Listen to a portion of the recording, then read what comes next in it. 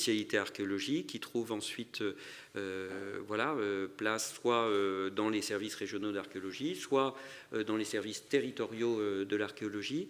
Ça peut vous paraître très faible, mais c'est beaucoup plus qu'il y a quelques années. Et année après année, on a ces petites promotions qui permettent d'assurer le renouvellement d'une profession qui est marquée par un tournant démographique important, et avec le départ à la retraite de nombreux archéologues, que ce soit dans les conservateurs de l'archéologie que pour ce qui est des archéologues de terrain. Donc on essaye de prendre part à la formation de ces archéologues de demain, qui réinventent sans doute cette figure de l'archéologue et qui la réinventeront au cours de leur carrière, mais ça sera à nos invités de ce soir de le dire, et je vous laisse là en vous souhaitant une très bonne soirée.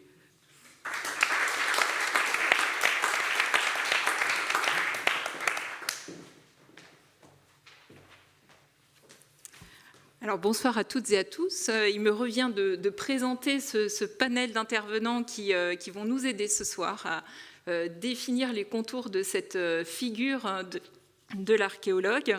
Alors je vais le faire peut-être en commençant par Joël Alazard, en remontant donc dans ma direction.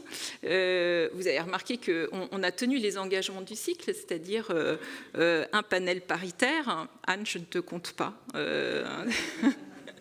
Tu ne fais pas partie de notre panel d'intervenants, tu es là pour organiser les débats. Donc Joël Alazard est professeur de chaire supérieure en histoire au lycée Louis-le-Grand, et vous êtes présidente de l'association des professeurs d'histoire-géographie depuis février 2023 et docteur en histoire médiévale. Vous êtes commissaire scientifique aussi de l'exposition qui a cours en ce moment aux Archives nationales, Illustré d'histoire de France, l'épopée des manuels scolaires du XVIIIe siècle à nos jours. Donc merci beaucoup d'être présente parmi nous. Thomas Sagory, vous êtes responsable du numérique au Musée d'archéologie nationale de Saint-Germain-en-Laye, et vous êtes également responsable de la collection Grand Site archéologique. Vous combinez des compétences dans le domaine du numérique, évidemment, vous développez des projets numériques et en même temps, vous continuez des recherches sur le terrain.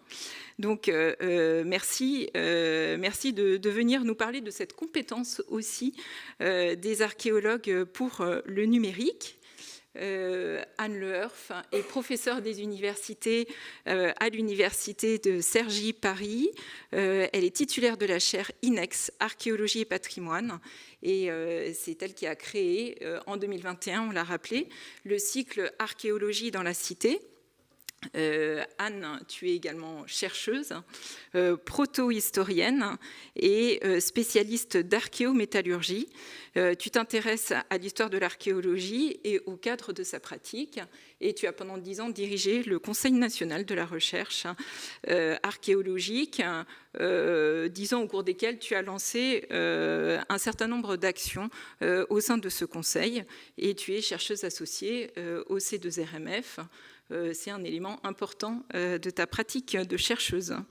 Sabrina Marlier, vous êtes archéologue maritime et à ce titre, vous travaillez régulièrement avec le DRASM et le CNRS.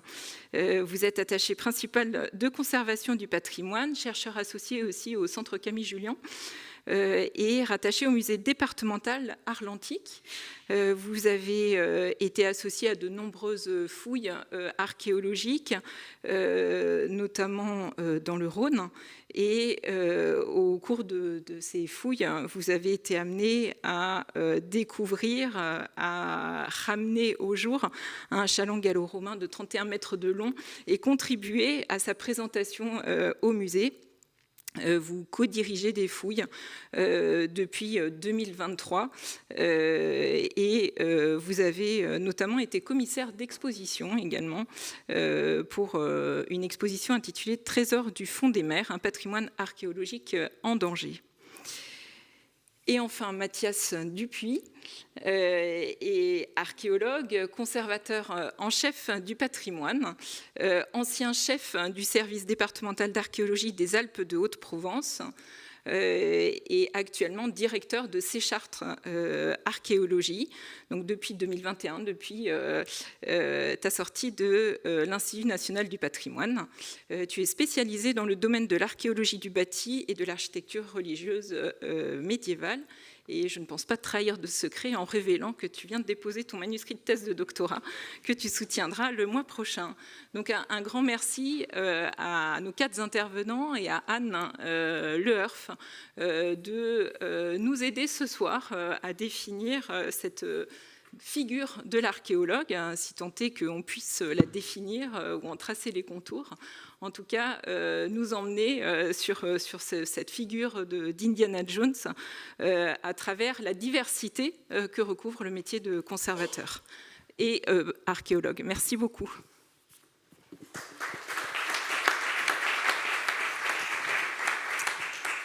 Merci beaucoup, Séverine. Alors, tu as un petit peu... comment dire, j'allais dire cramer le teasing. On avait un quiz quand même de prévu à la fin pour savoir, j'ai un chapeau à gagner, mais donc du coup, on va supprimer le jeu. Non, je plaisante. On a effectivement dans ce cycle, le partenariat discute autour de thématiques et vous l'aurez compris, le cycle se veut sérieux et en même temps... Finalement, on n'hésite pas non plus à essayer d'avoir un peu d'humour et peut-être d'autodérision sur nous-mêmes, tout en ayant la volonté de se saisir de sujets importants, pas aussi graves que ce qu'il y avait eu ici, évidemment, sur Gaza. Et on a eu envie, nous aussi, un petit peu de s'interroger finalement sur nous-mêmes et sur la figure de l'archéologue, parce qu'on se rend bien compte les uns et les autres dans nos pratiques que la question de qui est l'archéologue, c'est une question récurrente. Quand on dit les uns et les autres, voilà, je suis archéologue, ça suscite en général des réactions. Et on va y revenir sur ces réactions. Et donc on s'est dit, tiens, pourquoi pas et avec cette image, alors, pardon Charles, pardon Séverine, ça vous semble évident. Ça s'appelle Indiana Jones, le type qui est derrière le chapeau et le fouet. Mais d'expérience maintenant, on s'en est tous rendu compte, là on compte quelques années, pour les jeunes générations, c'est pas si évident que ça, que le type qui a sous le chapeau, là, il s'appelle Indiana Jones. Donc voilà. Moi, j'ai eu des étudiants qui m'ont dit, non, je sais pas, c'est qui ? Voilà.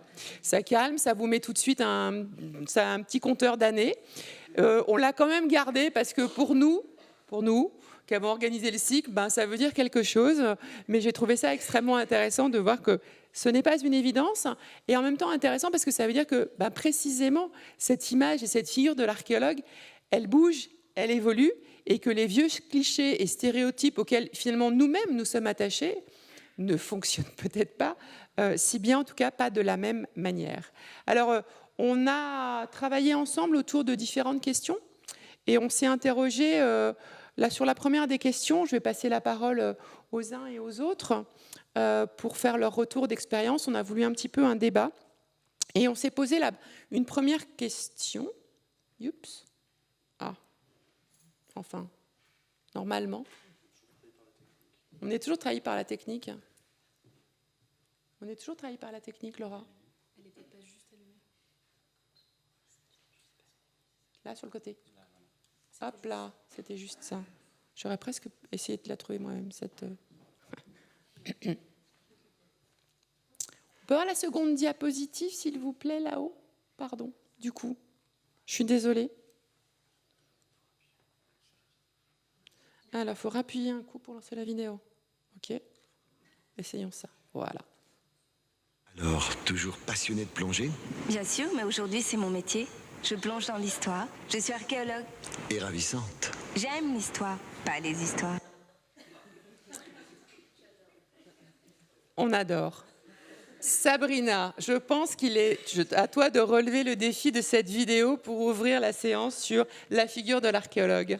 Ouais, je trouvais ça assez rigolo. On parlait des clichés, justement. Et effectivement, comme moi, je dis que je suis archéologue sous-marine. Alors pareil, c'est une pub qui date du début des années 90, mais qu'un certain nombre d'entre vous connaît. Et ça fait partie du cliché, et notamment parce qu'à cette période, Barbara Gould fait des spots publicitaires sur des femmes qui ont des métiers d'homme a priori, chef d'orchestre, maire ou je ne sais pas quoi, et archéologue a priori, et c'est un métier d'homme. En tout cas, au début, c'est le cas, à la fin des années 60, mais rapidement, c'est un métier qui s'est féminisé. Mais ça reste encore un cliché, bien qu'aujourd'hui, les archéologues sous-marines femmes sont plus nombreuses que les hommes. Alors, la dia suivante, non, ça ne va toujours pas passer. On va être obligé de la passer. Ah, non, si, ça y est, mince. Voilà. Alors, en fait, on s'est interrogé sur la première thématique au-delà de la question, effectivement, de cette publicité qui nous semblait quand même, là aussi avec un petit clin d'œil pour ouvrir. Finalement, on s'est demandé la figure de l'archéologue, Indiana Jones, finalement, d'où ça vient, d'où on part. Elle repose sur quoi, cette figure de l'archéologue, avec ce type, son chapeau, son fouet, c'est quoi et d'où on vient? Et effectivement, je crois que chacun va intervenir, l'origine de ce stéréotype, l'origine de ce mythe, c'est que l'archéologue et l'archéologie, finalement, la pratique, c'est une chasse au trésor. Alors, chers collègues, est-ce que l'archéologie, c'est une chasse au trésor? Bah, tout dépend ce que tu appelles un trésor, en fait, parce que c'est ça. Enfin, ce qui est marrant, c'est que ce truc du trésor, c'est hyper omniprésent auprès du public, hein, clairement. Il y a toujours cette idée-là sous-jacente par rapport à la pratique de l'archéologie. Et on va pas se mentir, ça reste quand même un moteur hyper fort de trouver des choses un peu exceptionnelles. Et on a toujours envie de trouver quelque chose qui va nous en apprendre plus. Seulement, à un moment, on relativise une notion de trésor pour la ramener de la valeur matérielle ou intrinsèque d'un trésor de pièces d'or, comme on en voit ici, pour se réjouir de trouver un mur. Et là, quand on a réussi la mutation, c'est ça, quelque part. C'est que le trésor, en fait, à chaque coup de pioche, on va le révéler parce qu'on va découvrir un pan de passé qui était resté complètement préservé. Et ça, en fait, c'est extraordinaire. Et il n'y a pas besoin de trouver d'or, mais je pense que l'un permet d'amener l'autre quelque part. Enfin, je pense que c'est normal que ça reste quelque chose d'un peu omniprésent et qui doit nous guider vers une façon de reconsidérer le trésor.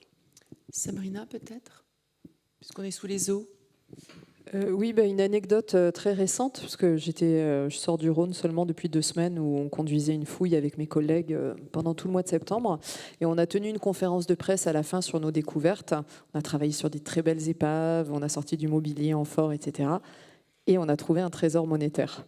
Du coup, j'ai dit aux collègues, dans la conférence de presse, on parle d'abord des épaves et à la fin du trésor monétaire, sinon c'est terminé si on commence par le trésor monétaire. Et de fait, à part un journaliste, je pense que tous les journaux ont titré leur titre sur le trésor monétaire et ne se sont même pas posé la question du métal. En fait, on a présenté les monnaies, mais des monnaies en argent ou en alliage cuivreux. Mais pour eux, trésor monétaire, c'était forcément un trésor en or. Voilà. Donc, en tout cas, y a effectivement ce fantasme. Du coup, voilà, parfois la réalité rejoint le fantasme.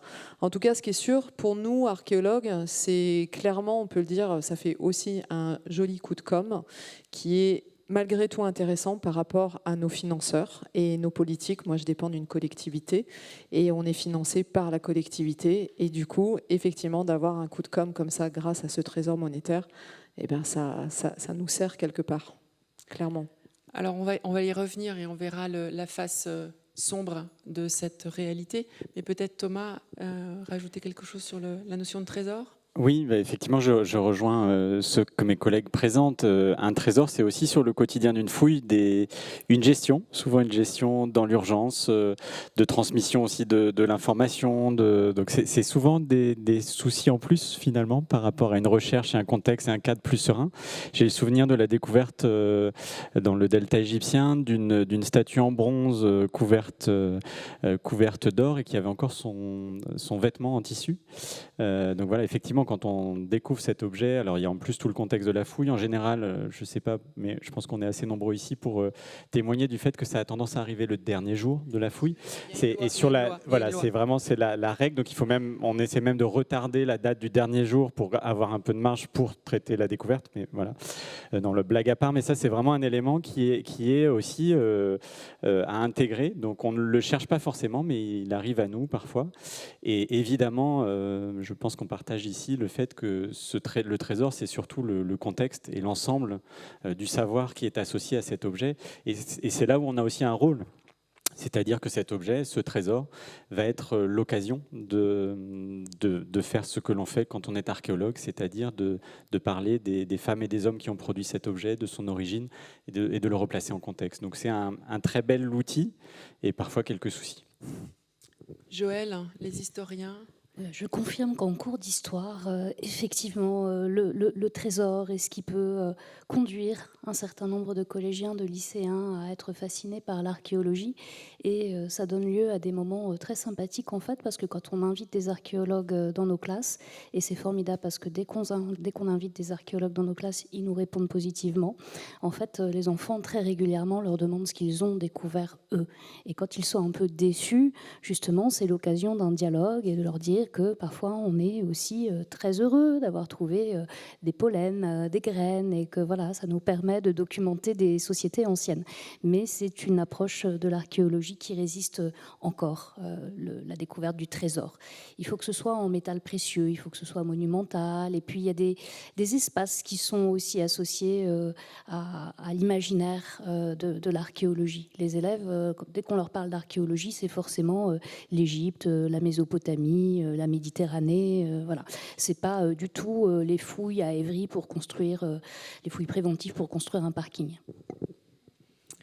Quelle belle transition. Alors, je vais quand même rajouter quelques mots. C'est vrai que les enfants dans les classes, moi, ça m'arrive d'intervenir parce que je trouve que c'est un moment important et intéressant, y compris d'ailleurs pour les universitaires, parce que les enfants, enfin moi j'interviens à différents niveaux, mais en classe de 6e, il n'y a pas de filtre. Donc la question qui tue tombe tout de suite. Et effectivement, il n'y a pas de... Voilà, il y a pas de, et en fait, ils disent, bah, moi, alors donc, je peux aller chercher un trésor dans mon jardin. Et donc là, on est obligé de prendre la casquette désagréable de la législation et qui leur explique que non, ils n'ont pas le droit d'aller chercher des trésors dans leur jardin, que ce n'est pas autorisé par la loi et qu'il faut une autorisation pour aller chercher des trésors, ce qu'ils appellent des trésors. Et ensuite, on explique effectivement ce que c'est que des trésors. Mais on a un petit côté rabat-joie. On explique que on n'a pas le droit. Et je pense que ça, c'est le côté, ce que je disais tout à l'heure, le côté un peu noir, mais parce que je pense qu'il faut qu'on le rappelle chaque fois qu'on a une parole publique comme aujourd'hui. La chasse au trésor, ça peut se transformer en pillage. Et le pillage, c'est vraiment une catastrophe pour l'archéologie. C'est-à-dire que ce droit qu'on s'arroge, que certains s'arrogent, d'aller chercher sous les eaux ou sous la terre ce qu'ils estiment effectivement être des trésors pour 1001 raisons, plus ou moins avouables ou pas, c'est un vrai préjudice à la connaissance historique. Et donc, voilà, le trésor, on s'en sert positivement parfois auprès des élus et pour des financements, mais ça peut être aussi particulièrement pesant par rapport à notre pratique d'archéologie, même si on le voit bien, de là que vient en particulier cette figure de l'archéologue est liée à celle du chasseur de trésors. Si je peux rebondir, Anne, pour le côté, il y a effectivement, du coup, il y a un côté éducatif à faire qui passe par les collèges, les lycées, mais aussi par les musées. Et justement, on parlait tout à l'heure de l'exposition qui a eu lieu au musée départemental Arlantique sur Trésor du fond des mers.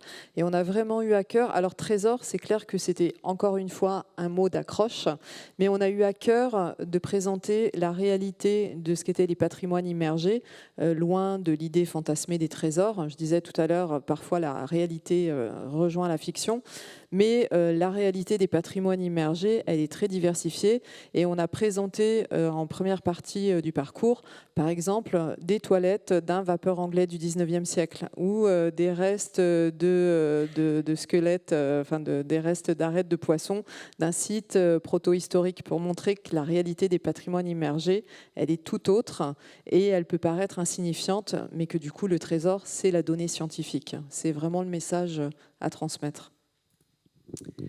Figure de l'archéologue, l'origine, on a dit pyramide, alors on va se transporter un petit peu en Égypte. Thomas ? Oui, tout à fait. Alors, au-delà du pied de nez, les recherches, notamment par des équipes françaises via les instituts à l'étranger, est aussi très active. Et même si elle s'inscrit parfois dans une longue tradition que l'on pourrait associer à cette figure de l'archéologue, elle est aussi en pleine mutation et avec des problématiques et notamment des enjeux sur lesquels on pourra revenir de développement d'outils et de méthodologies qui sont particulièrement importants. Donc, l'idée était aussi de montrer qu'un certain nombre de ces outils numériques, notamment de modélisation, pouvaient s'appuyer sur un outil aussi simple qu'un cerf-volant, même si les drones se développent. Et donc vous avez là un exemple de cerf-volant qui me sert à faire des photos aériennes, comme celle que vous voyez en bas de l'écran. Donc là, on est à peu près une altitude de 550 à 600 mètres. Et qui permet de documenter, puisqu'il faut le rappeler ici, le principe même de l'archéologie et le quotidien de l'archéologue, c'est de documenter de la façon la plus objective possible le fait qu'il a la chance de pouvoir observer, puisque chaque action de fouille est un démontage organisé, mais finalement une action destructrice. Et du coup, l'importance de documenter cette action est essentielle, et ça explique évidemment le recours à la 3D. Donc là, avec ce site en Égypte, qui est une carrière, donc la carrière d'Atnoub, c'est le nom antique de cette carrière. On est en moyenne Égypte, à une quinzaine de kilomètres du Nil, à peu près au niveau de la ville de Tel El Amarna, la capitale d'Akhenaton. Et en fait, cette carrière d'Albâtre est un site assez exceptionnel pour étudier l'histoire des techniques à une période contemporaine de la construction des pyramides. Vous avez une restitution qui montre le transport de blocs pour les sortir de cette carrière. Donc, on peut projeter un certain nombre de méthodes liées à la construction des pyramides. Et puis surtout, c'est des inscriptions qui, à l'œil nu, sont particulièrement difficiles à lire, mais qui, moyennant du traitement d'images, permettent de dégager 10, 20, parfois 50 colonnes de texte qui vont apporter des informations essentielles sur l'histoire de ce site de l'Ancien Empire. On va passer à la réalité, à la vraie vie de l'archéologie. Bon, ils ont fait exprès, mes petits camarades, ils ont mis des endroits où il y avait de la neige, de la boue, de l'eau, des gens allongés dans des grottes, enfin tout pour briser les rêves des jeunes qui rêveraient d'archéologie et du mythe de l'homme au chapeau qui va chasser le trésor. Donc bon, alors la parole à la réalité, ça donne quoi la parole à la réalité ? Allons-y. On peut quand même avoir un chapeau quand il fait chaud en été, parce que là j'ai mis des photos. Alors c'est pour vous donner envie de venir fouiller à Chartres après l'Égypte. Et je pense que mes collègues vont me détester parce que j'ai pris effectivement les pires cas de figure. Non, mais voilà, en fait, effectivement, il y a un moment, il faut quand même le dire parce que c'est bien de faire rêver, mais c'est aussi bien de dire ce que c'est, puis c'est aussi rendre hommage à nos collègues sur le terrain parce que c'est eux qui produisent la donnée et qui sont au jour le jour en train de faire des fouilles, principalement dans le domaine de l'archéologie préventive. Juste pour rappel, aujourd'hui en France, quand même, j'ai pas de chiffres en tête, mais toi, Anne, peut-être en tant qu'ancienne vice-présidente du CNRA, tu as des éléments plus tangibles, mais je pense qu'en termes de volume d'activité, l'archéologie préventive, c'est bien 90% de ce qu'on fait financièrement, et puis en termes de moyens consacrés à l'archéologie en France. Et l'archéologie préventive, on l'a fait toute l'année, un peu partout et dans toutes les conditions. Et c'est notamment, effectivement, du travail sous la pluie, du travail en hiver, du travail dans la boue, dans des conditions qui ne permettent pas toujours d'ailleurs de... comment dire, quand vous fouillez une structure archéologique dans la plaine de Beauce au mois de février, des fois c'est un peu difficile de lire toutes les informations archéologiques de façon parfaite, donc il faut faire avec, et ça participe du quotidien et de la réalité du métier, mais c'est tout aussi intéressant, et voilà, enfin si vous réussissez à alterner ça avec l'Égypte de temps en temps, c'est pas mal, ça donne un peu un entre-deux. Les conditions en Égypte ne sont pas forcément toujours... Absolument pas. Et puis la différence avec... voilà, c'est une autre archéologie. Enfin, moi, j'ai travaillé en Égypte aussi il y a longtemps. L'Égypte, c'est fascinant. L'archéologie qu'on fait à l'étranger, c'est une archéologie qui est très contingentée par des questionnements politiques liés à des situations aussi dans les pays où on va travailler, qui est lié aussi à un rapport colonial, clairement, en Égypte et dans d'autres pays. C'est pas tout à fait la même chose quand on travaille en France. Et c'est vrai que c'est presque plus peut-être une archéologie du quotidien, qui est aussi hyper importante parce que c'est là où on vit, en fait. Et il y a un vrai enjeu par rapport à ça, je pense. Pas pour dénigrer l'un par rapport à l'autre, mais je pense que c'est deux approches qui sont complémentaires. Et d'ailleurs, aujourd'hui, on a tout un tas de collègues à l'INRAP ou dans les collectivités qui travaillent aussi beaucoup à l'étranger.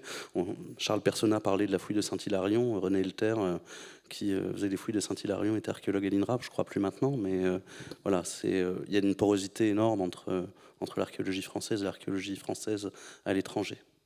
Tout à fait, et un rapport aux politiques qui, en France, est aussi un sujet centrale dans un certain nombre d'opérations. Donc effectivement, la séparation, il y a une très grande complémentarité. Et donc c'était un peu le jeu justement de choisir les extrêmes. Mais effectivement, dans les méthodes, dans les pratiques, on sent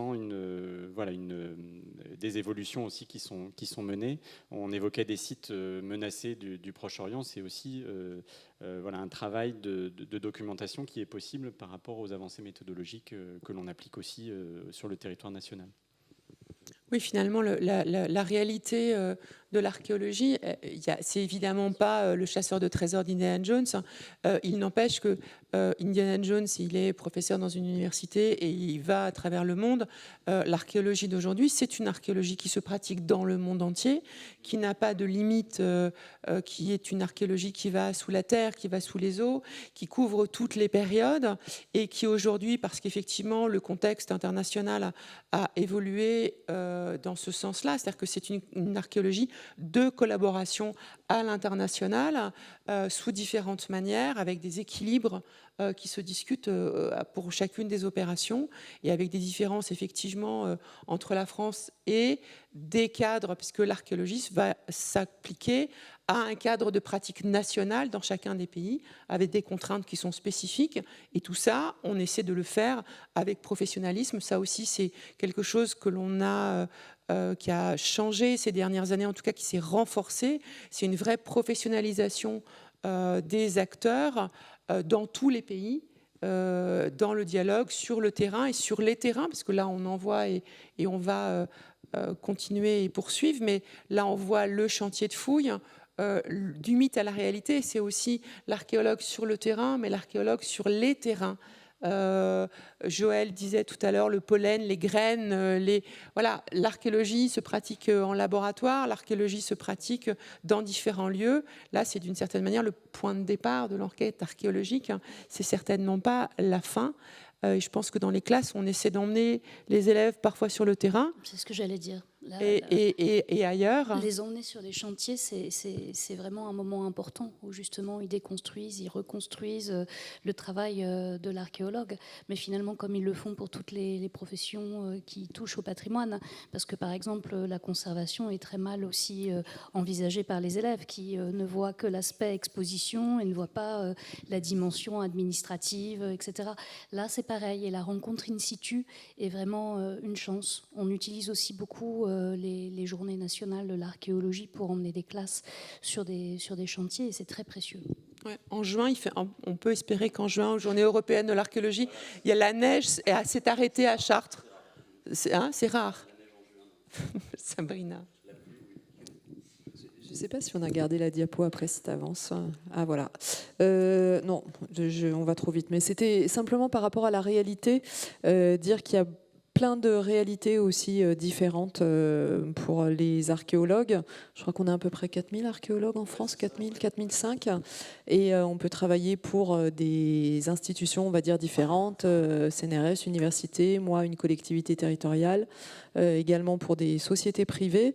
Et selon qu'on fait de l'archéologie programmée ou de l'archéologie préventive, on n'a pas tout à fait le même quotidien et ce ne sera pas tout à fait le même métier. Je laisserai Mathias parler de l'archéologie préventive. Mais moi, effectivement, quand je dis que je suis archéologue sous-marin, on imagine que je passe toutes mes journées dans l'eau. Et en réalité, je dois faire 1 mois et demi à 2 mois de terrain par an. Et le reste du temps, je le passe derrière un ordinateur à préparer les opérations avec un volet scientifique, mais aussi toute la partie administrative nécessaire. Et après, il y a toute l'exploitation des données qui se passe aussi derrière un ordinateur. Donc voilà, des réalités différentes pour un même métier.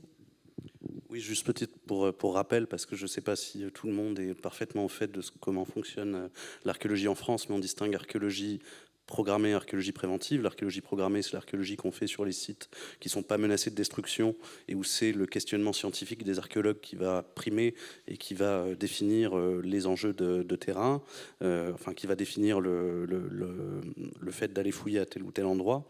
Et l'archéologie préventive, c'est l'archéologie qui est liée au projet d'aménagement et c'est donc les projets d'aménagement qui vont définir les lieux où on intervient avec des problématiques évidemment scientifiques qui fixent le cadre de l'intervention et qui sont déterminés à la fois par les services de l'État qui prescrivent les opérations et puis par des commissions qu'on appelle les commissions territoriales de la recherche archéologique qui sont composées d'archéologues de différents horizons qui contrôlent, on va dire, et qui fixent un peu les attentes scientifiques de ce travail de l'archéologie préventive qui est réalisé par différents opérateurs, l'INRAP, que tout le monde connaît, des archéologues de collectivités territoriales, dans une 60aine de services archéologiques à peu près en France, et des opérateurs privés.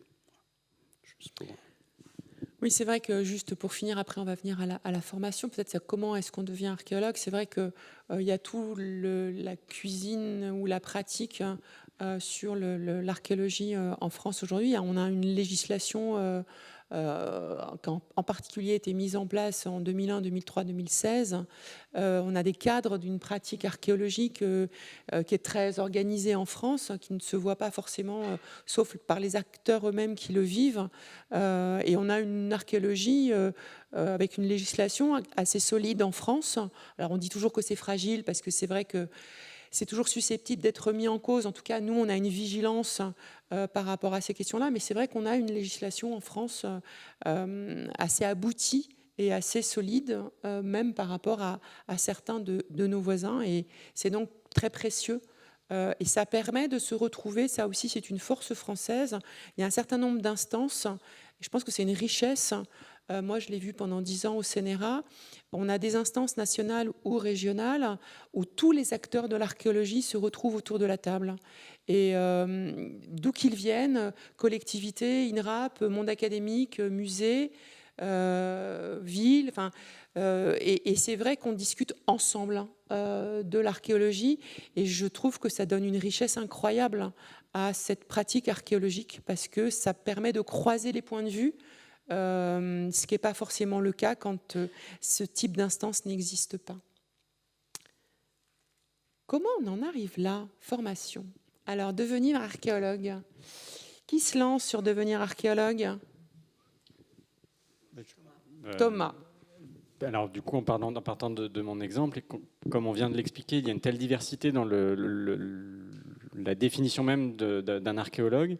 Moi, je suis passé par une formation universitaire avec un double cursus en histoire de l'art et archéologie et en histoire, que j'ai complété à un moment, et ça, on pourra en parler aussi, par un parcours, une formation à Gobelin, école de l'image, pour être formé sur les questions de numérique. Et globalement, cette transition était presque un choix de me dire, bon, l'archéologie, c'est fini.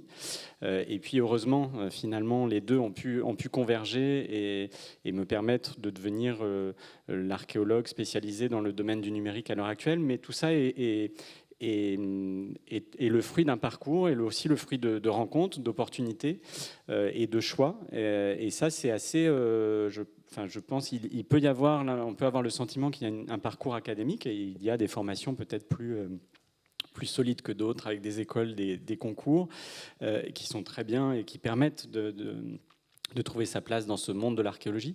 Mais il y a aussi des parcours qui sont plus sinueux et qui permettent de créer, de renforcer cette complémentarité-là.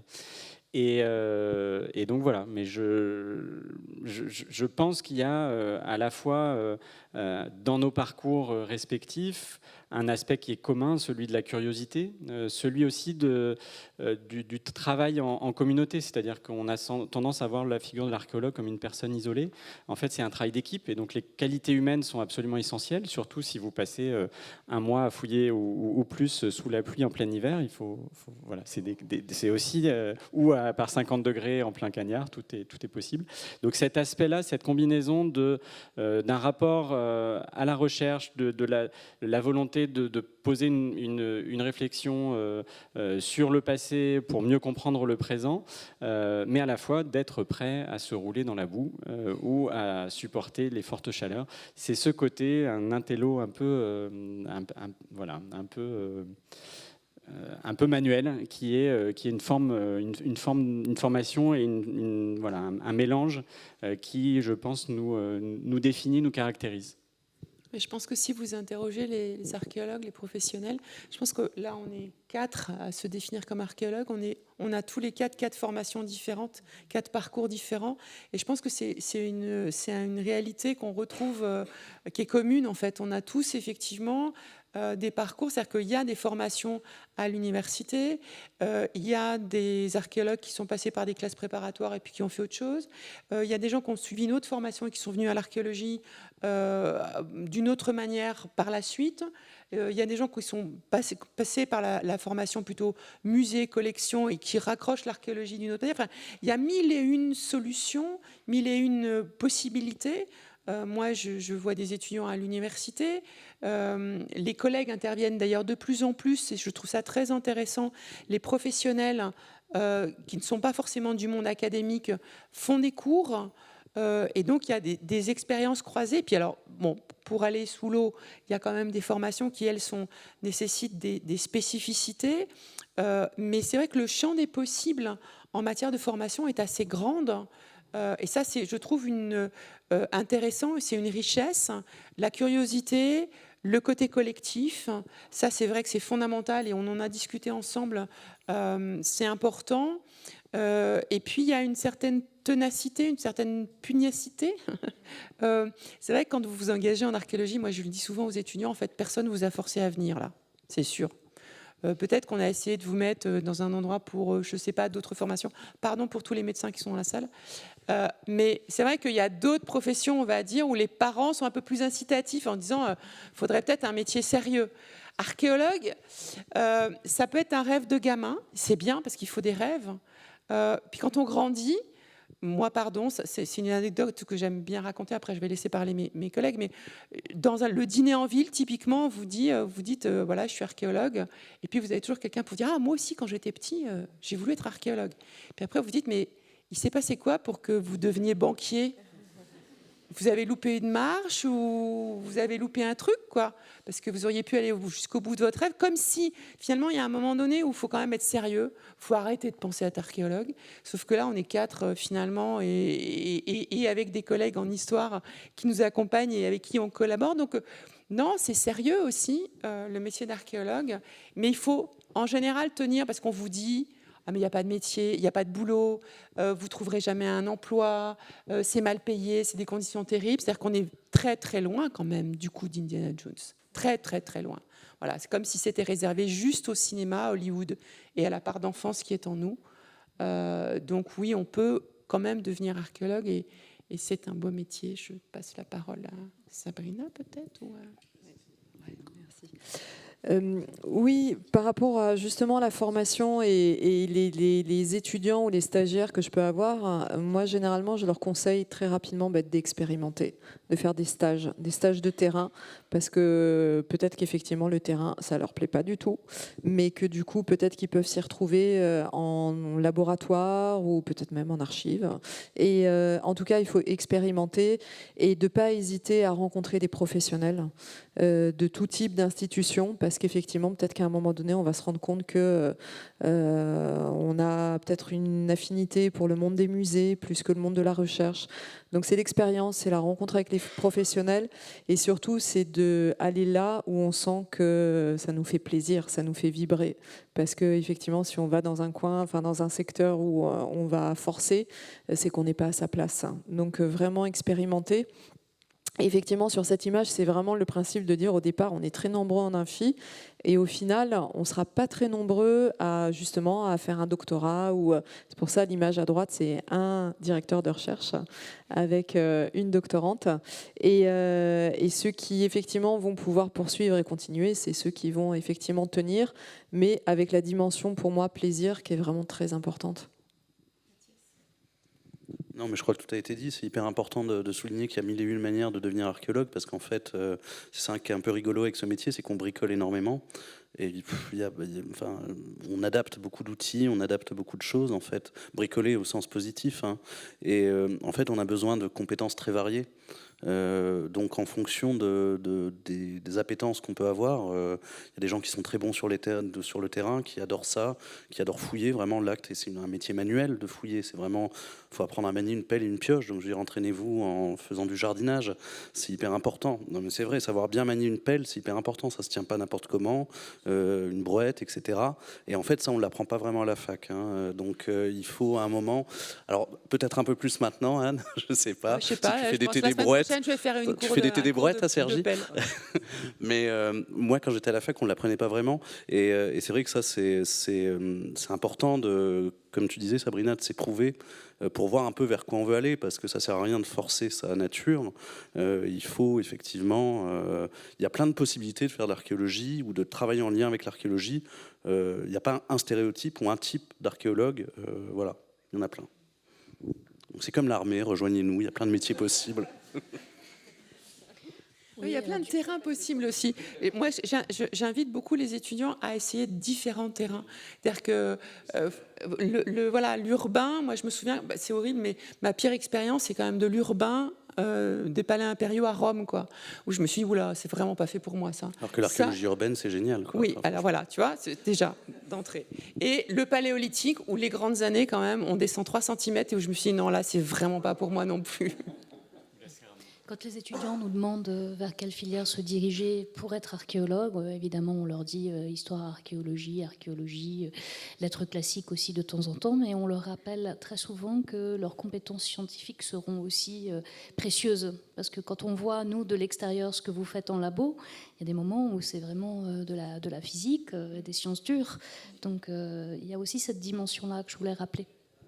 Oui, tu fais bien, parce que c'est vrai que, en fait, il faudrait mettre un pluriel à archéologie, parce que c'est vrai qu'il y a mille et on va y venir. Le développement des nouvelles technologies n'a fait qu'augmenter ce côté d'un domaine d'hyperspécialisation et de démultiplication, finalement, des champs des possibles selon les études. On travaille sur les matériaux, on travaille sur l'environnement, on travaille et donc sur le terrain, en géomorphologie. Et donc c'est vrai que c'est à la fois une science historique, une science humaine, et c'est également un domaine qui rencontre les sciences expérimentales, les sciences de laboratoire, ce qui fait qu'effectivement pour être archéologue, on peut être archéologue en venant d'horizons finalement très variés. Le quotidien, on l'a un petit peu passé. Le terrain, alors on montrait de l'archéologie urbaine et voilà, on a également, mais vous voyez que l'archéologie, elle est au pied des pyramides, elle est au cœur de la cité, puisqu'on est aujourd'hui dans un cycle archéologie dans la cité, et elle est vraiment omniprésente, c'est ce qu'on disait tout à l'heure. Peut-être un petit mot quand même pour renforcer cette idée du travail en équipe. Je pense que Sabrina, ça te tenait particulièrement à cœur d'insister sur le travail en équipe. Oui, clairement, ça fait partie. Alors il y a la fouille, effectivement, la fouille de façon intrinsèque, c'est un travail d'équipe. On ne peut pas faire une fouille tout seul.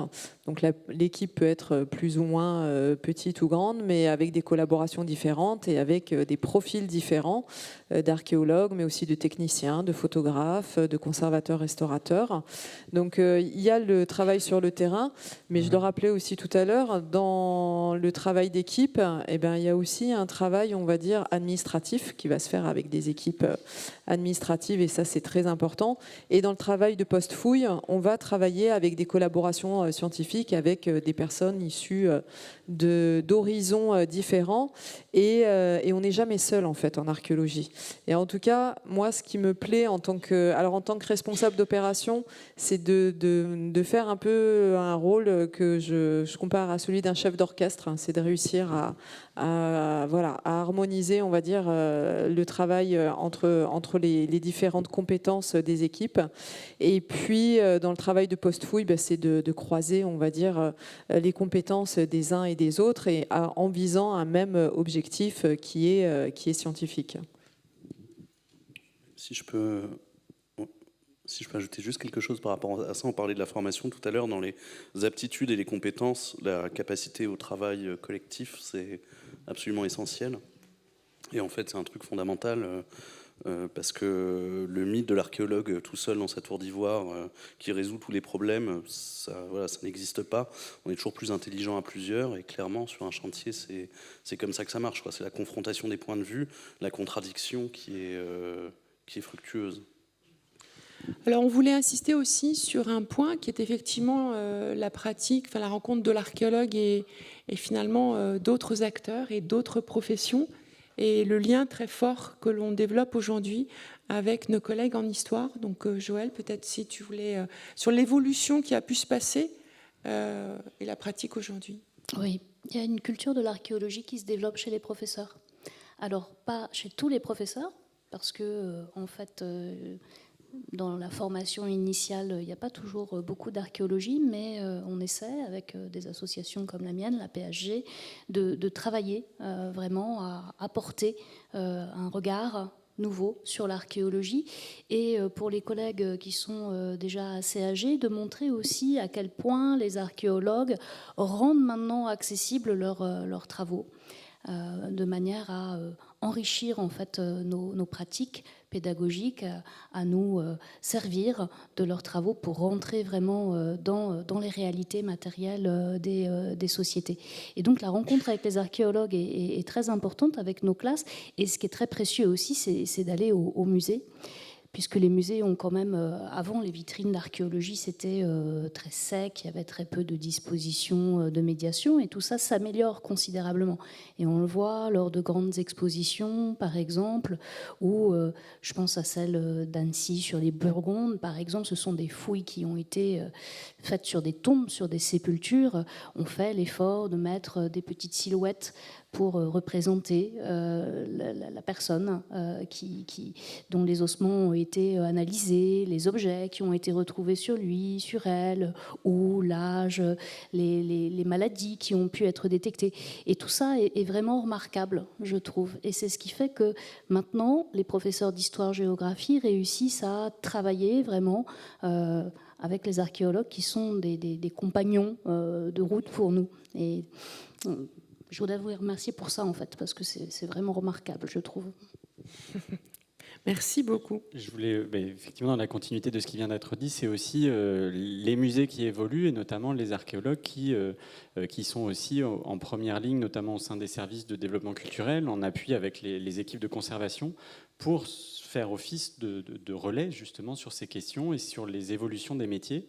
Donc, bien entendu, je présente ici là, une photo du musée d'archéologie nationale, domaine national du château de Saint-Germain-en-Laye. Et l'idée, c'était aussi de montrer que ces musées en mutation évoluent dans leur pratique, mais évoluent aussi dans leur mode de présentation. Vous avez ici un petit extrait du chantier des collections qui couvre à l'heure actuelle à peu près 800 000 pièces. Mais il en reste un certain nombre, puisque le musée est engagé dans une rénovation de fonds. Et donc, évidemment, ces questions de médiation, de relais, qu'ils soient numériques ou pas, parce que l'idée n'est pas de mettre du numérique partout, mais plutôt de le mettre là où il est, à sa juste place, et s'inscrit vraiment dans l'évolution des pratiques au sein des établissements et en lien avec les enseignants.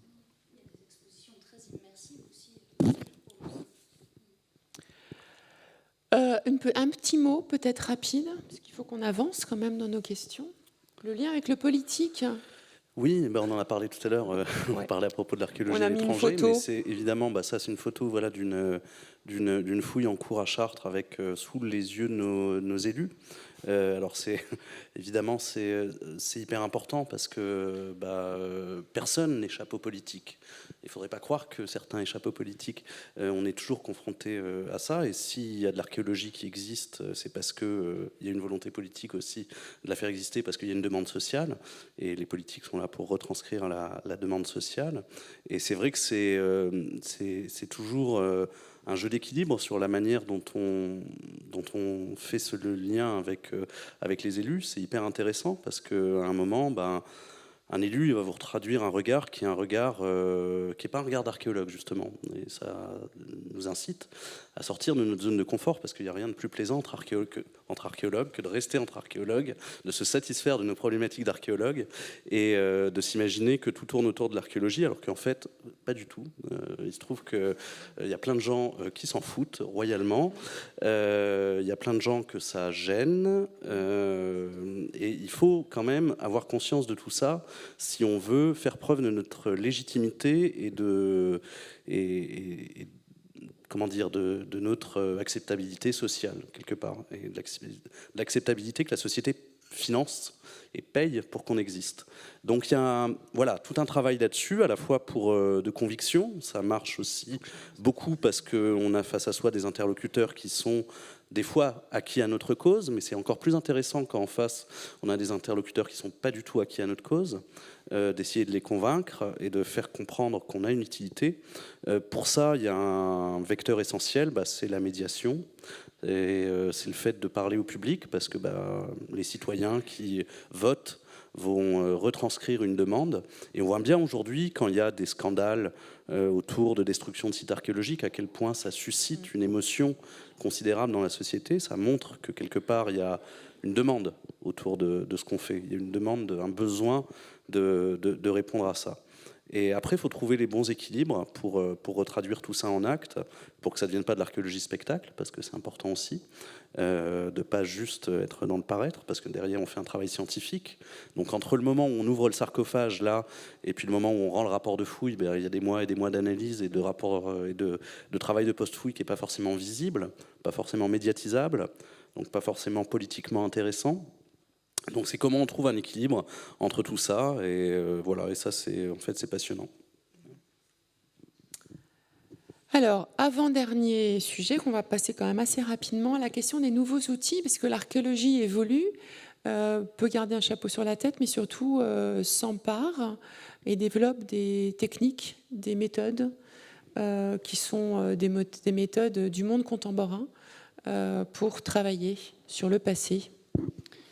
Tout à fait. Donc la part du numérique se développe. L'archéologue d'aujourd'hui est aussi familier du maniement d'un fil à plomb que de la photogrammétrie ou d'autres moyens de numérisation 3D. Vous avez ici un exemple de fouille avec justement une acquisition photogrammétrique. C'est un site dans le Finistère, le site de Saint-Bellec, dont la fouille, la reprise de cette fouille est liée à un objet, la dalle de Saint-Bellec, qui est présentée dans l'exposition liée à l'âge du bronze au Musée d'archéologie nationale. Vous avez ici un exemple les éléments bleus sont des photos aériennes prises par cerf-volant sur ce site du nord de l'Arabie Saoudite, et vous avez ensuite les éléments que vous voyez au sol sont la modélisation 3D générée à partir de ces photos. Donc c'est un principe parmi les façons de numériser, c'est un des principes que l'on utilise donc depuis les airs, mais qui est aussi utilisé sous terre et sous les eaux, avec une adaptation au milieu, au domaine, et évidemment les contraintes que vous pouvez voir en termes de lumière. Vous avez à droite aussi tout le volet d'analyse physico-chimique avec des prises de mesure multispectrales, donc en allant au-delà du spectre du visible, qui permettent d'avoir des informations extrêmement précises sur les pigments utilisés ou sur les altérations de surface dans les grottes ornées en particulier. Oui, alors pour l'archéologie sous-marine, effectivement, on utilise les nouveaux outils du numérique, de la 3D, et puis l'utilisation, on voit ici, de robots pour ce qu'on appelle l'archéologie des abysses. Et on voit à droite une photogrammétrie qui a été réalisée dans des conditions de visibilité très réduites dans le Rhône le mois dernier. Et ce genre de document, on n'était pas capable de le produire il y a encore 10 ans. Donc c'est vraiment grâce aux avancées technologiques. En revanche, ce qui est très important à dire, c'est qu'en gros, la méthodologie, elle reste la même. On est toujours dans une démarche, on va dire, de documentation, d'acquisition des données qui doit être réalisée par des archéologues et qui va être exploité derrière par des archéologues. C'est-à-dire que ce n'est pas parce qu'on a des robots ou des nouvelles technologies qu'on peut se passer des compétences des archéologues. Tout à fait, je rebondis tout à fait. On est vraiment dans une forme de continuité, hein, même si on a tendance à apposer au terme de numérique la notion de révolution. Par contre, ce dont on a tendance à se rendre compte, c'est que justement, ce numérique, alors, il est particulièrement utile parce qu'en plus, il s'inscrit dans une démarche de patrimonialisation, c'est-à-dire que ces données 3D, elles ont une valeur, comme les moulages d'objets qui ont pu disparaître ou de sites ont pu acquérir une valeur patrimoniale. Par contre, du côté de nos décideurs, il y a parfois malheureusement une forme d'idée reçue à se dire, bon, vous avez le modèle 3D, pourquoi est-ce que vous avez besoin de retourner sur le site original?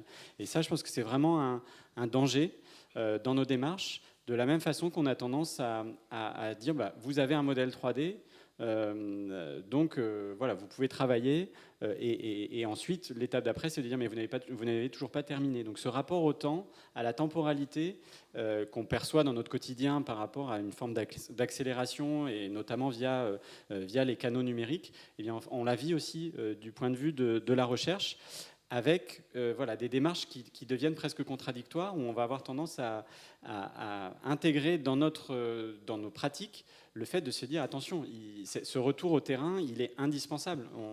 C'est comme si vous demandiez, si un chirurgien vous disait, moi, je n'opère pas, j'ai une IRM, elle est très bien, je n'opère pas. En fait, ces outils numériques, c'est des outils. Il faut les placer à leur juste positionnement par rapport à nos enjeux et nos quotidiens.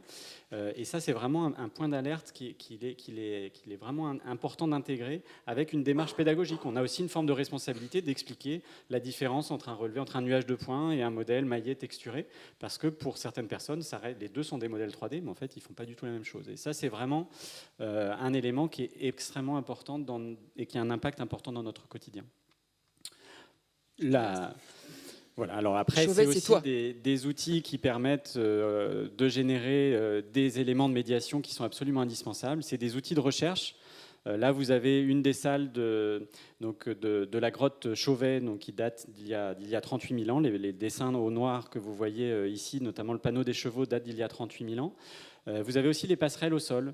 En fait, cette grotte qui fait à peu près 8000 m² au sol, nous avons, à part de rares exceptions comme Jean-Jacques Delannoy qui est actuellement sur des zones en dehors des passerelles que vous voyez sur l'image, on a accès à 5% de ces 8000 m².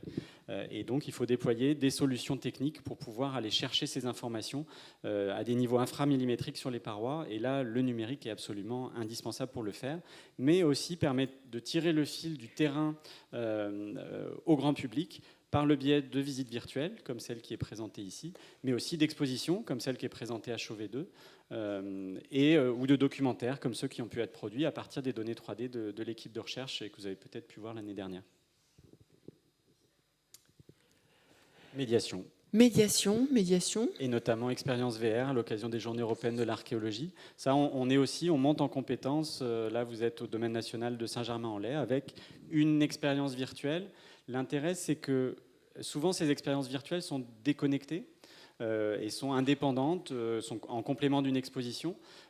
Nous, ce qu'on a souhaité faire, c'est intégrer ces outils dans un atelier de médiation avec du jeune public où, en fait, ils vont aller explorer la visite virtuelle, mais aussi pratiquer et faire un dessin à partir de tous les éléments qu'on aura pu leur apporter sur l'art de la préhistoire.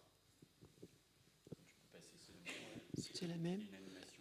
Passe peut-être parce que il y a une. Et pardon, il y avait juste un élément de présentation à gauche qui est aussi la dimension hors les murs où en fait cet atelier, on le propose aussi au service des enfants malades de l'hôpital Necker. Et effectivement, on parlait des publics et les archéologues, mais aussi, quelle que soit leur position, c'est aussi un travail pour aller auprès de publics parfois empêchés, pour rendre compte de notre quotidien. Et je vous avoue que c'est une expérience assez marquante que de pouvoir échanger, permettre à des enfants qui sont dans des périodes difficiles de leur vie d'aller visiter Lascaux, de leur expliquer le quotidien dans la grotte Chauvet et peut-être susciter des futures vocations. Oui, ça c'est vrai que c'est une réalité qu'on partage avec Thomas, mais peut-être certainement avec d'autres collègues, puisque en tout cas l'université de Cergy s'est investie dans le cadre de la Fête de la Science à l'hôpital de Margency. Donc moi c'est la 2e année cette année où j'interviens à l'hôpital de Margency, qui est un hôpital de la Croix-Rouge avec des pathologies extrêmement lourdes. Et c'est vrai que pour un archéologue c'est un vrai défi, parce que les médiations ordinaires dans les classes, c'est le bac à sable par exemple. Alors, c'est vraiment le contraire de ce qui est possible dans un hôpital. Donc il faut trouver des solutions pour apporter à ces enfants la possibilité d'accéder à un domaine qui les fait rêver, parce que ces enfants sont comme tous les enfants. C'est effectivement l'archéologie, voilà, ça les fait rêver, mais il faut trouver des solutions assez particulières. Et c'est vrai que les nouveaux outils, c'est un moyen, et en même temps, je l'ai constaté cette année encore, comme l'année dernière, à un moment donné, ils veulent un vrai tesson, une vraie pointe de flèche. Et un archéologue. Ils veulent un vrai archéologue. À un moment donné, ils sont empêchés, ils sont enfermés, mais ils veulent effectivement du vrai. Donc voilà, ça c'est des défis pour nous qui sont hyper importants, parce que voilà, on a la figure de l'archéologue, mais alors elle est vraiment vécue d'une manière totalement différente par rapport à ce à quoi on s'attend. Mathias. Tu peux mettre la diapo suivante, s'il te plaît? Oui, bien sûr. Ouais, parce que je voulais juste commenter la photo qui est donc sur votre droite. Alors, faites pas ça chez vous. On est en dehors de toute condition normale de sécurité. Voilà. Généralement, les gens s'approchent pas comme ça des tranchées, mais il n'empêche, c'est un cas de figure. Enfin, c'est juste pour parler de quelque chose que je trouve intéressant. Ça, c'est une fouille qu'on a fait il y a plus d'une dizaine d'années dans un petit village des Alpes de Haute-Provence qui s'appelle Sénez. Je rends hommage aux habitants du village de Sénez, dans la haute vallée de l'As. Et on a fait une fouille à côté d'une ancienne cathédrale. Alors, c'était sur un terrain qui est à côté de la cathédrale, qui est le terrain de pétanque du village. Alors, je peux vous dire qu'en Provence, aller faire une fouille archéologique sur un terrain de pétanque, c'est un crime de lèse-majesté. Et effectivement, au début, c'était pas forcément évident. Mais au final, et ça l'illustre très bien, les gens étaient vraiment fou de voir tout ce qu'il y avait sur leur terrain de pétanque. Et là, on a quelques-uns des habitants du village qui sont en train d'observer un de mes collègues en train de fouiller une sépulture de l'Antiquité tardive.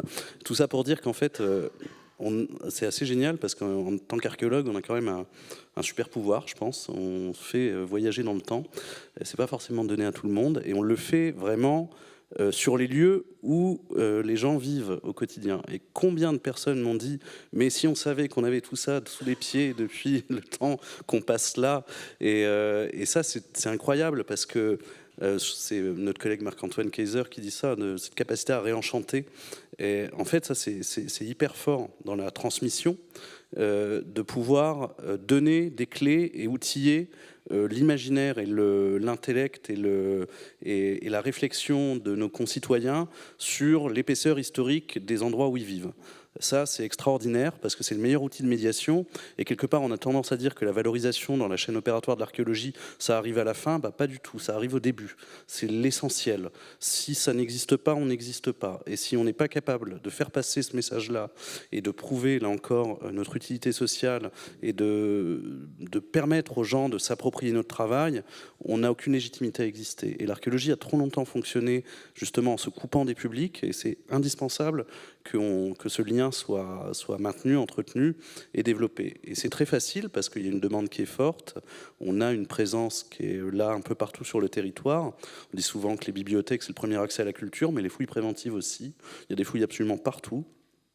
Tout le monde voit ça à un moment ou un autre dans son quotidien, et voilà, et tout de suite ça met en perspective, quoi. Donc c'est, enfin moi je trouve ça hyper important, et même parce que ça ramène de la complexité, ça ramène du sens, ça évite, ça permet de construire, de déconstruire des préjugés, des idées reçues, et notre mission elle est fondamentale par rapport à ça. C'est une mission scientifique, et vraiment c'est quelque chose d'essentiel, et il faut vraiment insister là-dessus, je pense.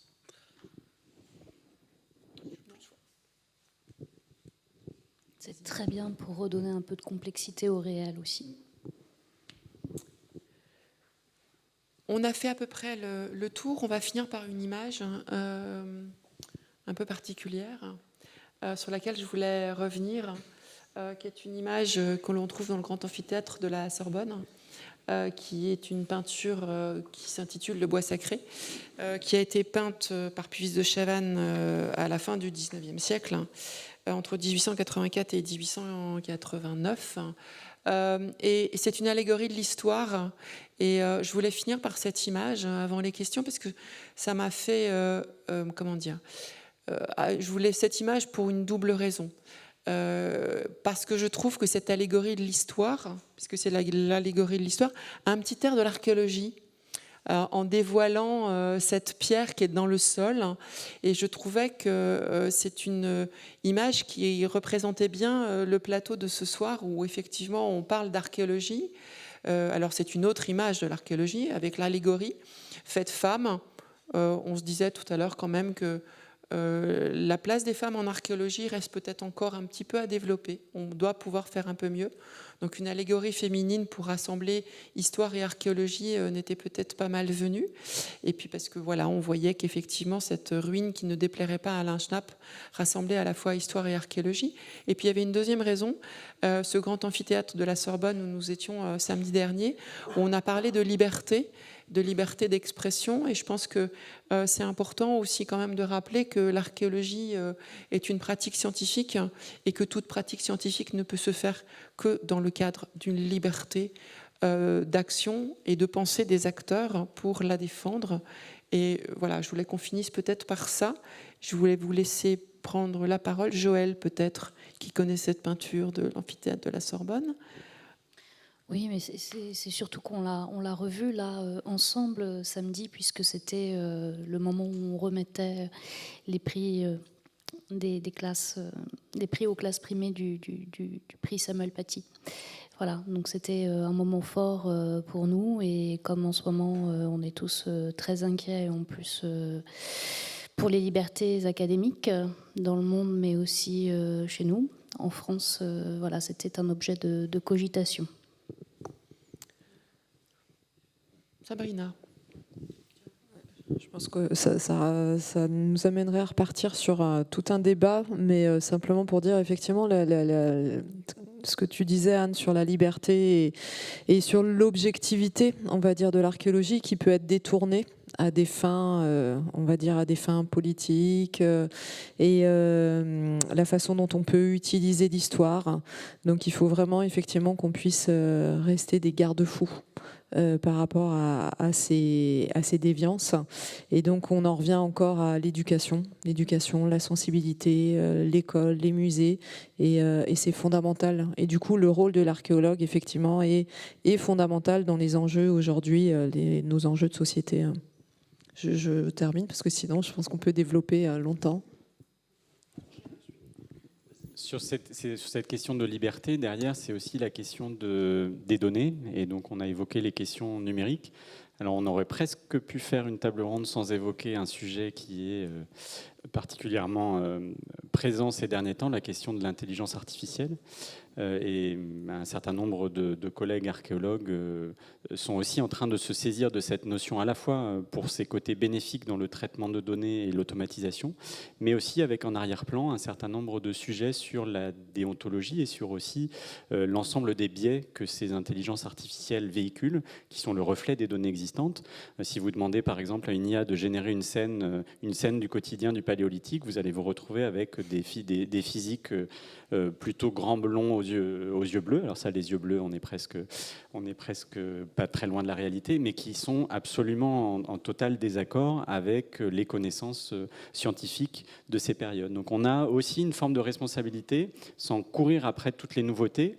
En tout cas, celle-là, on va avoir besoin de l'intégrer dans nos pratiques et de se former si on veut être en mesure d'avoir les moyens de nos ambitions et de conserver cette liberté qui nous tient particulièrement à cœur. Merci à vous quatre. Merci à vous. Et maintenant, c'est le temps des questions.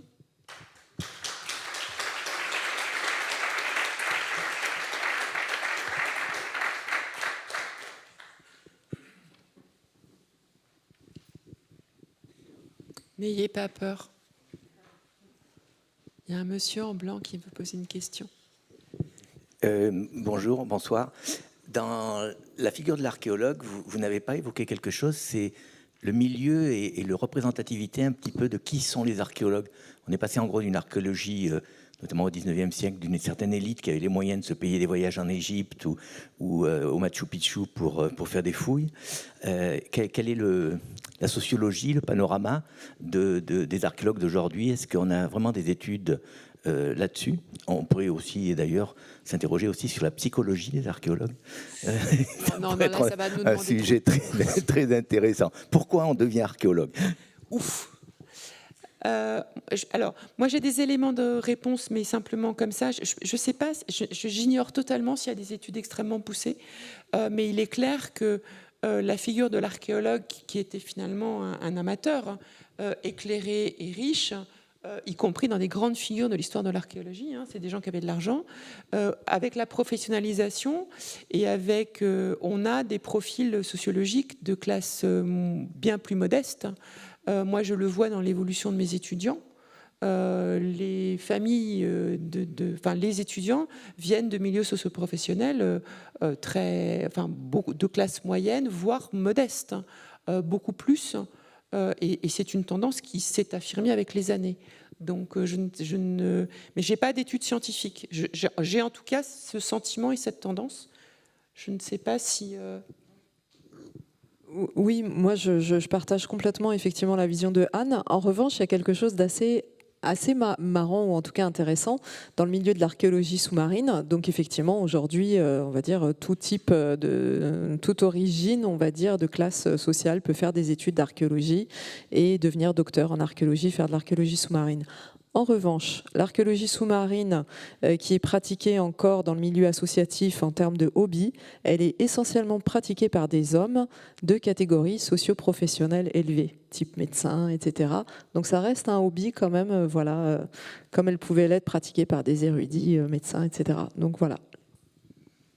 Oui, alors que dans le monde associatif de l'archéologie terrestre plus classique, c'est peut-être moins le cas, je pense.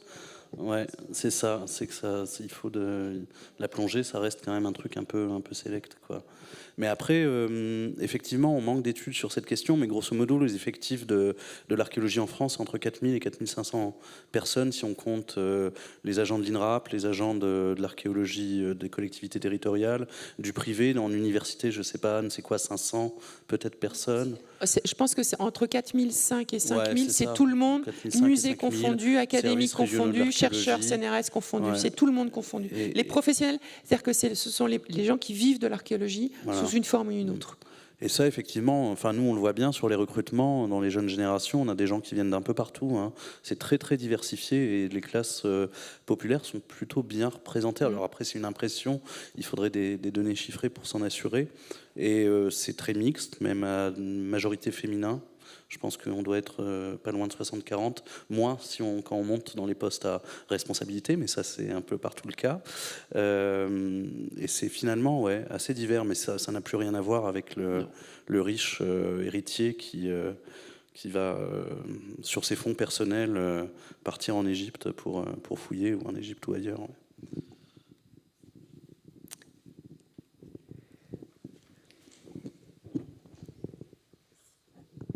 Ouais. Merci beaucoup pour vos interventions, c'est passionnant.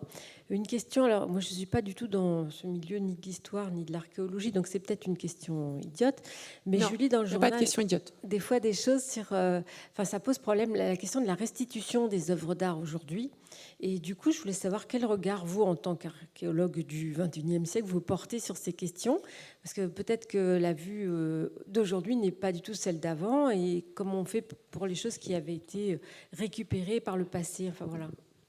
Vous parlez de rendre des biens. Notamment, comment il faut voir cette question-là et quelle politique faudrait adopter.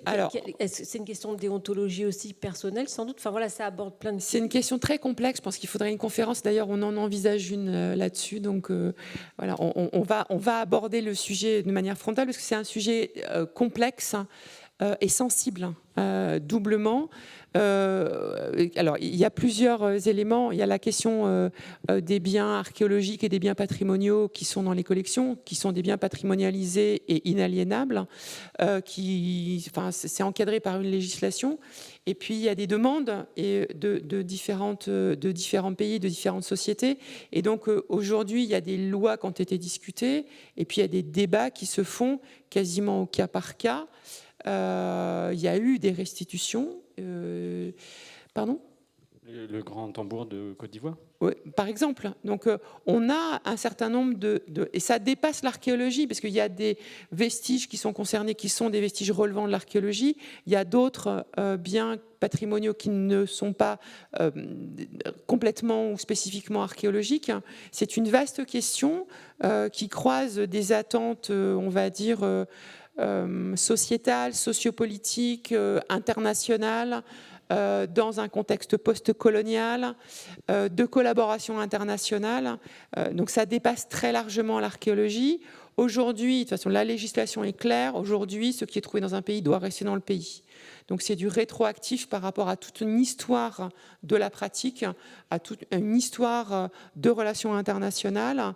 Je pense que les différentes parties, que ce soit les acteurs qui sont sur le terrain, dans les musées, sont des gens qui sont aujourd'hui au travail sur ces questions-là, y compris à l'Institut national du patrimoine. C'est une question qui est soulevée, c'est une question qui est débattue, ce sont des sujets qu'on apprend aux élèves. Il n'y a pas de baguette magique qui va résoudre toutes les questions d'un coup. Il y a des questions, il y a des situations qui demandent effectivement un dialogue. On ne répare pas l'histoire.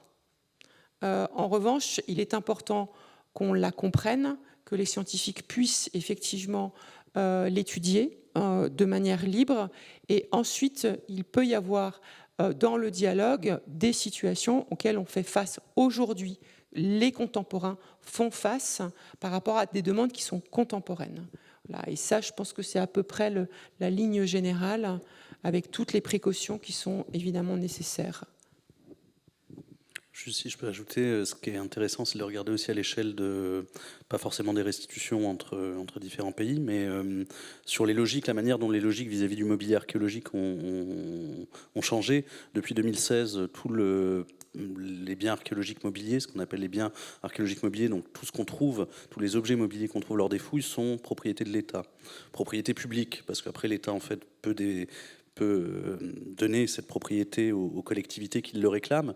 Mais il y a un vrai enjeu aujourd'hui, en tout cas, enfin moi ça rejoint ce dont je parlais tout à l'heure sur la médiation et le lien avec les citoyens, de pouvoir permettre assez facilement et assez rapidement de restituer, même à l'échelle d'un pays comme le nôtre, les collections dans les territoires dont elles sont issues.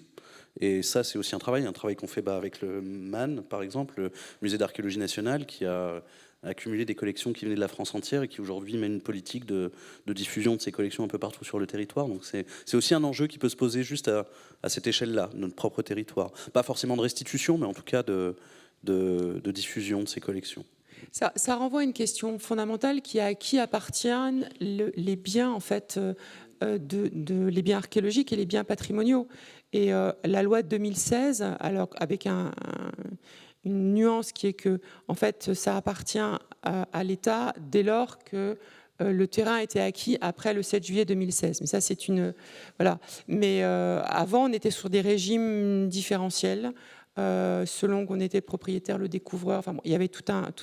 Aujourd'hui, avec la loi de 2016, on considère finalement que ce qui est trouvé dans le sol, même si c'est sur votre terrain, c'est un bien commun. C'est cette notion de bien commun. Et on peut le transposer à l'échelle internationale. C'est-à-dire que les biens de l'humanité sont à l'humanité. Et sur cette base de réflexion-là, eh ben, effectivement, on s'interroge, on peut en tout cas s'interroger de savoir ce qui est dans tel musée ou ce qui est sorti dans tel endroit, à qui appartient-il. Et ça dépasse, l'idée c'est que ça dépasse les individus, finalement, pour rejoindre, dans une vision très humaniste de l'histoire, l'humanité tout entière. Oui. Merci. Dans la vie réelle, quels seraient pour vous les grands noms de l'archéologie? Je ne parle pas d'Indiana Jones, mais d'où ils venaient? Qui sont les pères ou les mères ou les grands-pères et les grands-mères de l'archéologie telle que vous la vivez? Parce que dans l'aviation, dans le cinéma, dans l'histoire, dans un peu tout, on est capable de donner 2 ou 3 grands noms. Et en archéologie, je me demandais... On n'a pas tous les mêmes papas et les mêmes mamans, en fait, je crois. Il y a, je sais pas, il y a Yves Coppens, du côté de l'égyptologie, il y a Jean Yoyotte, Jean Guilaine, et après, il y a aussi beaucoup de femmes, Monique Kervran... je pense aussi au Odile et Alain Lebrun. Enfin voilà, on a des gens qui ne sont pas connus. Il y a des gens qui semblent moins connus, mais qui pour nous ont été des figures hyper importantes. Donc voilà, Ce sont des Français? Ah non, pas que. Ils viennent d'où? Pas que. Mais c'est juste mon expérience personnelle. Hein. J'ai été beaucoup sur le terrain et très marquée par une chercheuse italienne qui s'appelle Anna Maria Bietti-Sestieri. Voilà, mais elle est italienne, elle travaillait sur le terrain. C'est ma rencontre à moi avec cette femme, effectivement, qui m'a formée. Mais je pense qu'on a tous, comme ça, fait des rencontres. C'est ce qu'on disait tout à l'heure. Il y a des noms qui passent à la postérité et à l'histoire plus que d'autres. Mais je pense qu'à l'échelle de tous les archéologues, il y a des figures qu'on a rencontrées à un moment ou à un autre et qui ont été importants. Moi, dans ma petite vie d'archéométallurgiste, Michel Pernaut a été une figure fondamentale. Parce qu'effectivement, il m'a appris le b.a.-ba de ce que c'est que de regarder dans un microscope la vie rêvée du métal et la couleur des yeux du bronzier qui a fabriqué l'épée, quoi. Ça compte dans une vie. Je ne sais pas si ça... Oui.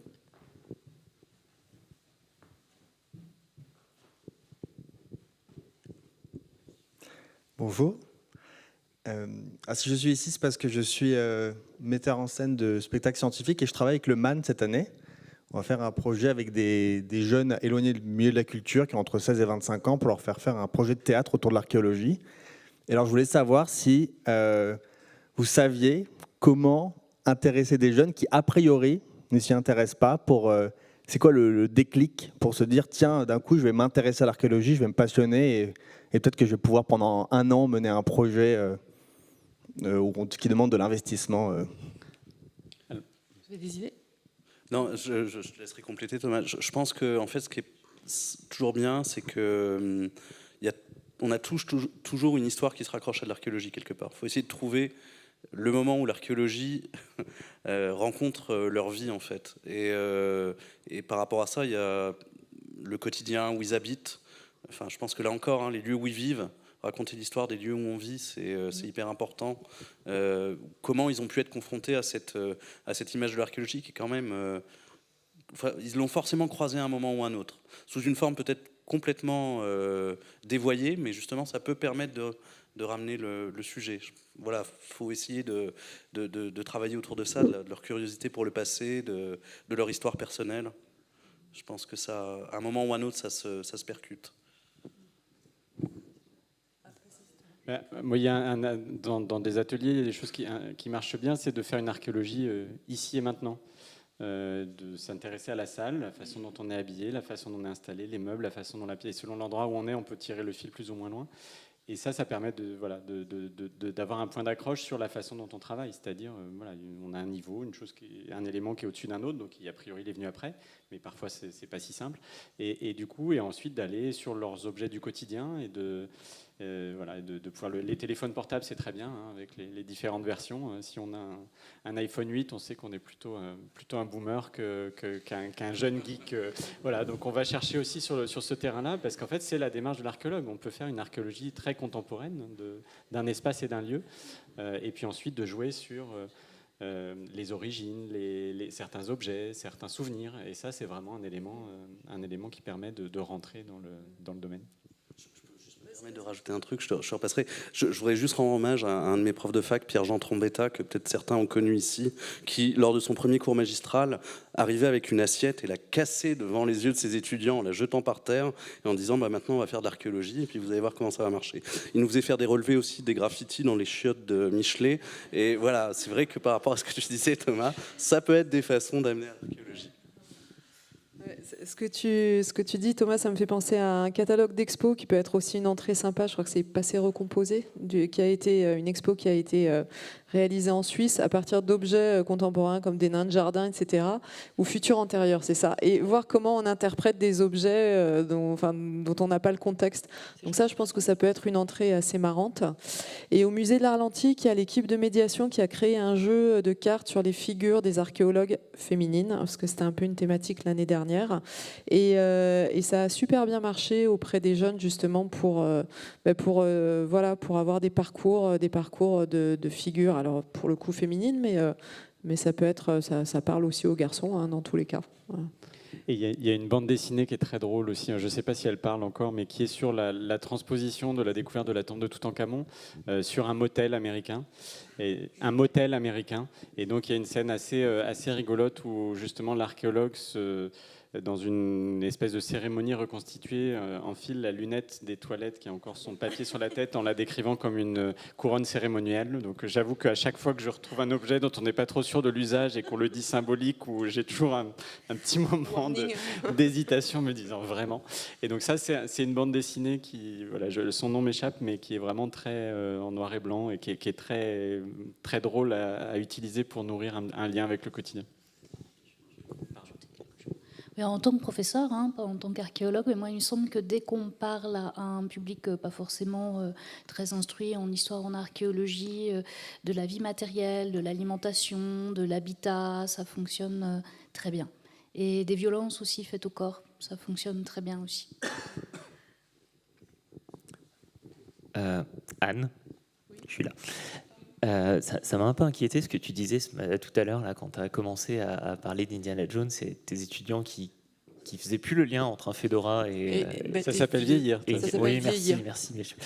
Et donc justement, pour rebondir sur ce que monsieur disait et ce que madame disait aussi, sur nos papas et nos mamans en archéologie, moi j'ai grandi, j'étais en primaire au début des années 90, donc au moment où Jurassic Park sortait au cinéma et où Indiana Jones commençait à exploser dans les rediffs à la télé. Donc la classe était scindée en deux. En gros, il y avait ceux qui voulaient devenir archéologues et ceux qui voulaient devenir paléontologues. Je ne sais pas ce que sont devenus les futurs paléontologues de ma promo, mais depuis le début de la conférence, je me pose la question et je n'arrive pas à trouver la réponse. C'est quoi la figure de proue de l'imaginaire de l'archéologie aujourd'hui pour des étudiants ou des jeunes qui n'ont pas connu Indiana Jones et qui sont aussi un peu déconnectés de Lara Croft et de Sidney Fox? Je vais devoir utiliser les étudiants de Cergy comme des cobayes, je pense, bientôt. Je les ai en cours demain, donc voilà, les pauvres. Non, mais il faudrait voir avec les collègues. Je ne suis pas sûre. Ils ont des images détournées. On avait discuté un petit peu avec André Delpuech, avec les étudiants de l'école du Louvre, voir un petit peu si en fait ils ont des images dans des jeux vidéo. Mais il y a pas. Il manque un film d'Hollywood en fait sur le nouvel archéologue. Je pense que c'est ça. C'est-à-dire qu'en fait, on avait une image très hollywoodienne, c'était pratique. Mais du coup, il n'y a pas l'équivalent dans le monde d'aujourd'hui. Et puis bon, avec tout ce qu'on a dit, en fait, il ferait beaucoup moins rêver l'archéologue d'aujourd'hui. Marc-Antoine a beau nous dire que c'est réenchanté, tout ça. Donc, j'ai pas la réponse. Et qu'est-ce qui fait rêver les étudiants de 20 ans? Les gamins, c'est sûr, ça reste le trésor. C'est le trésor dans le jardin. Mais une figure incarnée, avec un nom, Très honnêtement, je ne sais pas, j'ose pas dire qu'il y a un pauvre étudiant de Cergy en M2 qui est assis dans la salle et qui risque de devenir le cobaye de la soirée. Mais je ne sais pas. Je ne sais pas s'il y a des étudiants autres pour ne pas faire devenir un cobaye l'étudiant de Cergy. Je ne sais pas. Très honnêtement, je n'ai pas la réponse. Mais ce serait hyper intéressant d'essayer de mener une enquête, par contre. Au musée d'archéologie nationale, par exemple, pardon, et au hasard.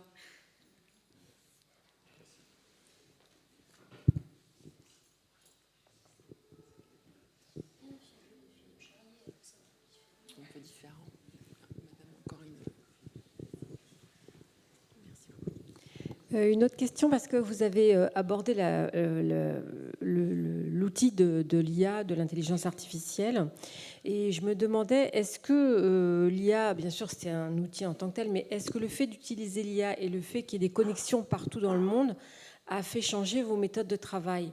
Je pense par exemple au texte de La mer morte. En fait, j'avais lu quelque part à un endroit un jour que le fait que des chercheurs de partout dans le monde s'étaient mis ensemble avait fait avancer incroyablement vite, enfin plus vite la recherche. Et du coup, je me demande, à votre niveau, vous, est-ce que vous mutualisez vos découvertes ? Est-ce qu'il y a des changements de méthode de travail pour accélérer les choses et de coopération beaucoup plus importante ? Alors oui, tout à fait. Enfin, chaque archéologue que nous sommes, en fonction des institutions dans lesquelles nous sommes, nous inscrivons dans un réseau qui est local, régional, national, européen et international. Et effectivement, sur ces questions essentielles, les données et la mutualisation des données est un enjeu, mais le travail est colossal. C'est-à-dire que si vous voulez utiliser, avoir recours à l'intelligence artificielle, vous avez besoin de données disponibles, structurées. Et donc déjà, là, vous avez mis ces deux mots-là côte à côte. C'est un chantier en soi. Donc, évidemment, ce n'est pas nouveau, et notamment du côté du ministère de la Culture et nos collègues des archives ont ce travail bien en tête depuis bien longtemps et ont déjà mené un travail considérable. Dans notre travail au quotidien, alors, pour vous donner un ordre de grandeur, on a, on va dire, 2,5 millions, 3 millions d'objets au musée d'archéologie nationale. Donc, le fait de décrire, de faire en sorte que la description soit en accord avec la connaissance que l'on peut avoir de ce type d'objet, vous imaginez le travail que cela représente pour voilà, un travail humain. Donc effectivement, sur des enjeux de regroupement, de travail de masse, c'est intéressant éventuellement d'avoir recours à l'intelligence artificielle, et il y a différents projets dans ce sens, mais pour travailler sur ces données, on a quand même besoin d'humains, parce que donc on a des grands projets, on a de belles perspectives, mais on a aussi voilà, de quoi s'occuper pendant bien longtemps. Après, l'intelligence artificielle, elle a aussi tout un volet et un intérêt sur des points très spécifiques. Je pense par exemple à des difficultés qu'on peut encore avoir à numériser certains objets qui vont être brillants, transparents, et qu'il est très difficile de numériser. Là, le travail par l'intelligence artificielle permet d'optimiser la numérisation. Il y a par exemple maintenant des numérisations d'insectes prisonniers dans l'ambre, donc qui fonctionnent en s'affranchissant de la transparence, enfin de la translucidité de l'ambre. Et puis il y a un autre terrain sur lequel qui est un exemple de travail en réseau qui implique justement l'INP, différent le musée d'archéologie nationale, mais aussi plus largement au niveau européen. C'est un projet européen autour de la lutte contre le trafic de biens culturels. On a malheureusement un exemple récent qui montre que les trafiquants sont très bien organisés. Eh bien, en fait, on a aussi, nous, la responsabilité d'avancer sur ces sujets-là. Et l'intelligence artificielle vient aider à mettre en lien des données et à permettre à des douaniers, à des policiers qui ont un temps d'action très, très limité, d'avoir accès à l'ensemble des données qui sont sur des bases de données justement, qui vont pouvoir être mises à leur disposition avec des logiques de reconnaissance d'images. Et donc ça, là, c'est un exemple assez concret qui est développé par voilà, tout un tas de collègues européens. Je pense qu'en fait, ça répond à une partie de la question de qui incarne la figure de l'archéologue. Ce que tu viens de dire, et je t'écoutais, c'est qu'en fait... Et on a insisté sur le collectif, c'est-à-dire qu'en fait, il n'y a pas une personne sous un chapeau, il y a plein de personnes sous un chapeau. Donc je ne sais pas si on peut continuer à avoir la figure de l'archéologue. On travaille tellement en collectif aujourd'hui, tellement en réseau, tellement à l'international, en mutualisant des compétences, des expertises, que peut-être que l'évolution même en fait, de l'archéologie et de l'archéologue fait que ça peut plus difficilement être incarné par un individu. On est devenu une forme de collectif, et parce que c'est l'évolution vers laquelle on est allé aujourd'hui. Plus difficile pour faire. Pardon ? Ouais, ça va être bizarre comme film. On va rester à la pièce de théâtre. Marvel y arrive très bien. Hein.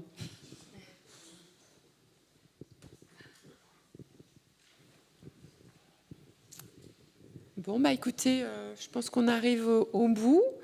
Sous cette idée du chapeau collectif, on va vous remercier à nouveau d'avoir assisté à cette conférence. Et merci à vous quatre, puisque je n'existe pas. Et à la prochaine fois. La prochaine fois, puisque nous avons 3 conférences du cycle par an, nous serons au musée Carnavalet début mars et nous traiterons de l'archéologie dans la ville. Yes. Merci.